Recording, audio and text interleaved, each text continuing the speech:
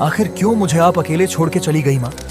आखिर क्यों वह हर चीज मुझसे दूर चली जाती है जिससे मैं सबसे ज्यादा प्यार करता हूँ? माँ, अब मैं इस शरीर को त्याग कर आपकी दुनिया पे चला आऊंगा। चिंता क्यों करते हो ध्रुव?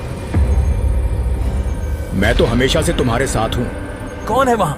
मुझे इधर उधर ढूंढना बंद करो ध्रुव, मैं तो तुम्हारी अंगूठी में हूं। इतना सुनते ही मैंने अपने हाथ की अंगूठी की तरफ देखा।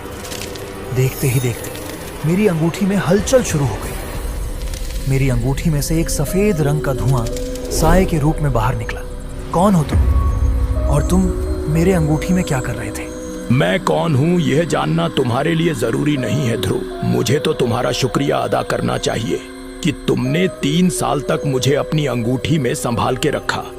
तो तुम पिछले 3 साल से मेरे अंगूठी में छिप कर बैठे हो? कहीं तुम्हारी वजह से मेरी शक्तियां कम तो नहीं हो रही हैं? ये गलती मत करना ध्रुव, यह तुम्हारी माँ की आखिरी निशानी है। इसका मतलब तुम मेरी माँ को जानते हो?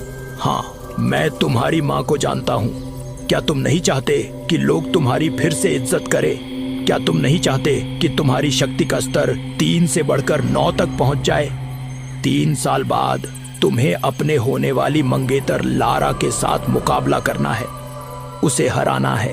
उसका नाम भी मत लो मेरे सामने। उसने सारे शहर, मेरे समाज और मेरे लोगों के सामने बाबा की इज्जत उछाली है और मुझे कमजोर समझ के रिश्ता भी तोड़ दिया है। उसे एक दिन मैं उसकी सही जगह दिखा कर रहूंगा। तुम वो करो जो मैं तुमसे कह रहा हूँ।